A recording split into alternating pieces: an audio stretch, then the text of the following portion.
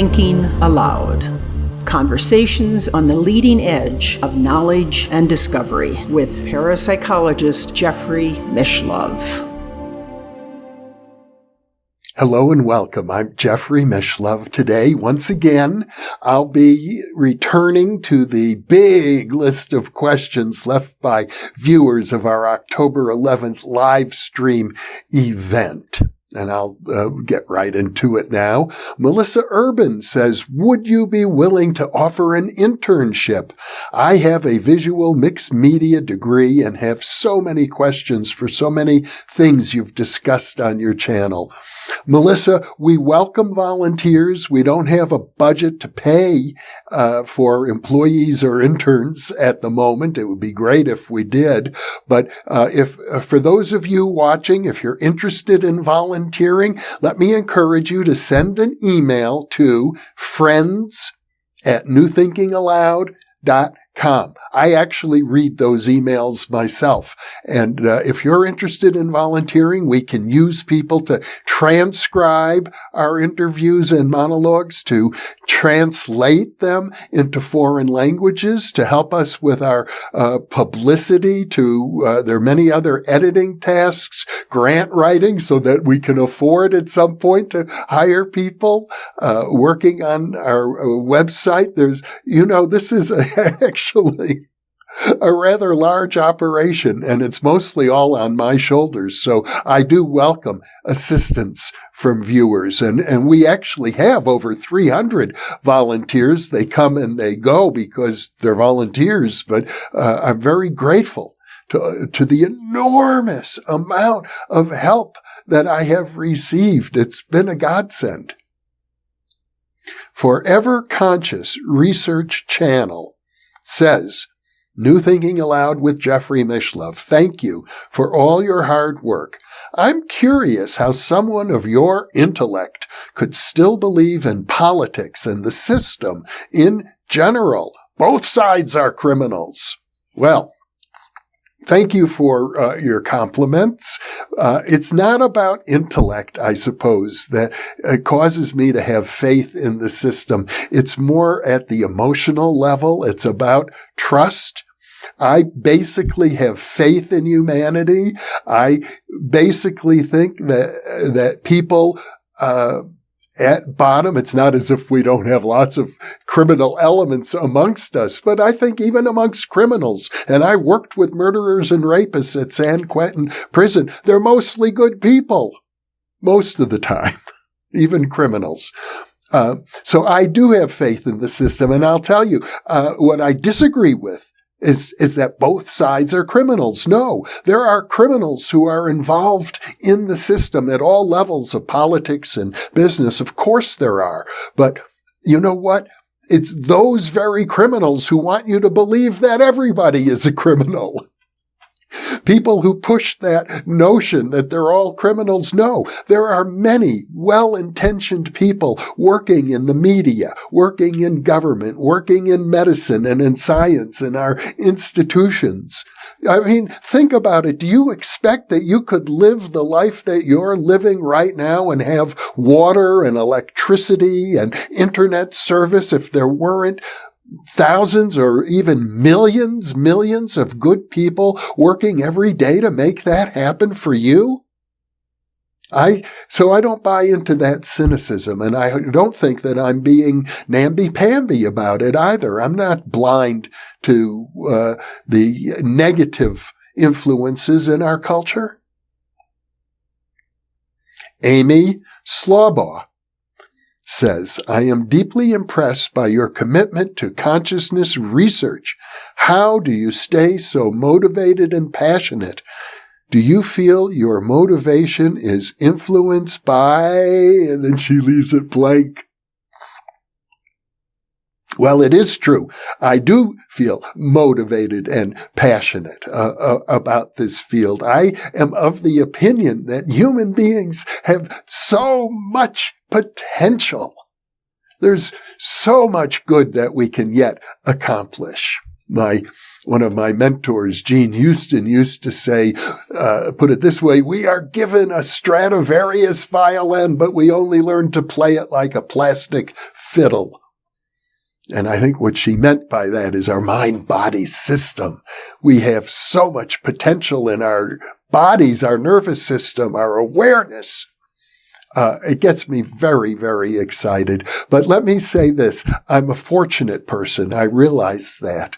I was born under good circumstances in a good year to a good family. I've always had good mentors and friends and people encouraging me to become the person who I've become. And that's why I guess I want to pass it on. I want to pay it forward. I want to encourage others as well. And I get so high from sharing my exuberance for the field of consciousness and parapsychology. It's my great joy. It's what keeps me going. But maybe, as a previous questioner once suggested, I don't even have any free will. It's just something that bubbles out of me. I don't know how else to explain it at times. Johann Hemberg asks, have you seen a larger interest in parapsychology in the last 10 years? Larger. That's an interesting question because the interest in parapsychology was actually very large when I got into the field back in the 1970s. That's when the remote viewing research was first coming out, and Uri Geller became an internationally known psychic who had a huge impact. But he's asking about the last 10 years. And for the last 5 years, I've been doing the New Thinking Aloud channel. I think we've been having an impact. Also, I can say I believe the interest is growing in the United Kingdom, where there are now many colleges and universities where professors are guiding people to study this field. We have so very much more to do. So I cannot say that I feel encouraged, especially in the United States yet. Research funding has not, to my knowledge, really increased in the last 10 years. Carol Johnson says, after reading Many Lives, Many Masters, I am intrigued and may try to experience a past life regression. Have you done so, Jeff? How did your experience feel or affect you? Well, Carol, actually, I used to practice past life regression therapy back in the days when I lived in California and I was a licensed psychotherapist. But I became a little bit disillusioned with it. Just, I say a little bit. And the part that disillusioned me is that the imagery that people came up with under past life regression hypnosis was an authentic past life. I found many times I simply couldn't confirm it most of the time. Now, I think that imagery is valid because not valid necessarily for evidence of reincarnation, but valid as an emotional expression, a symbolic expression, you could call it a narrative that expresses emotionally what is going on with the individual who's having that experience, just like if it were a dream, as a matter of fact. So I do feel like regression therapy is useful and valid, but not for the point of view of establishing past lives. Now, yes, I have been regressed many times, as a matter of fact. And to be honest, I don't place much stock in the imagery that comes up under hypnotic regression as convincing me that those represent my own past lives. If you're interested in exploring your past lives, it can be useful. And I think there are examples where people under regression did uncover information that was later validated, but those examples are less common than you might imagine. They represent probably only a small percentage of actual regressions. And I can tell you this for what it's worth. The people who are doing the most extensive research on past lives at the University of Virginia, where they're looking at the past life memories of young children who start describing past lives almost as soon as they can talk, those people have a rather dim view of past life regression therapy as being evidential. Philip Bernhard House, who has been a guest on New Thinking Aloud, asks, is there a difference between, quote, all is one and, quote, all is connected? If so, what is it? If not, why not? And if not, can all is one be a tautology that covers too much? Well, very good questions, and probably much more than I can answer briefly. Let me try and give you the short answer, and that is, whether you say all is one or whether you say all is interconnected or connected probably depends on the perspective from which you're looking at the world. It might be like talking about a country like the United States. You could say, yes, we're all Americans. Or you could say, well, we're all connected to each other because we're part of this larger system we call the United States. To me, it's sort of a question of semantics. Peter Pipe asks, when will science and spirituality merge to become super science? Great question. I referred earlier, I believe, to the writings of the great sociologist Pitirim Sorokin, and this was his goal, in a sense. He called this the idealistic society, when we have an external sensate view of the world and an internal, he called it an ideational view of the world, and they come together in a perfect balance. He said this is very rare. He says it has happened historically. It happened at the height of ancient Greek culture. It happened at the height of the Renaissance culture.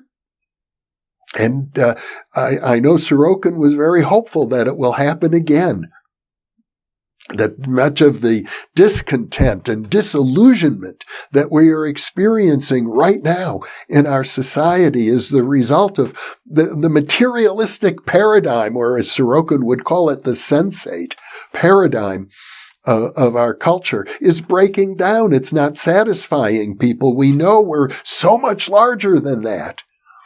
But to forge a true synthesis is not a simple matter. After all, what you get, as Sorokin points out, are syncretisms, premature attempts to merge these two that don't really hold together. And there's another risk that Sorokin points out, at least in Western culture. These moments of merging of science and spirituality are short-lived. The height of the Renaissance and the height of the Greek culture in Athens didn't last really more than probably less than 100 years. So in Asian culture, he sees it lasting longer. He believes the ancient Egyptians had such a culture for themselves that lasted for thousands of years. The Chinese had a balanced culture, Sorokin claims, lasted for centuries. So it could happen soon. It could, I would say, the good probability we'll see such a culture in the next 100 years. I think before I close, I want to remind you that you can subscribe to our free weekly newsletter by going to the New Thinking Aloud Foundation website. That's New Thinking Aloud, one word. Aloud is spelled ALLOWED.org. You can subscribe there to our free weekly newsletter. You can also check out our searchable database. It includes not only our own videos, but several videos from other YouTube channels. And all you have to do is put a search term, any search term in. It'll take you to the very spot in the videos where that search term is discussed. So check it out. And do subscribe to our weekly newsletter. And before I go, let me leave you with this question from Philip Bernhard House. Do you accept the idea that all is one? The great thought that mystics throughout history and in every culture have articulated? How does that ring to you? All is one, or conversely, all is connected. How do you feel about that? Thank you for being with me.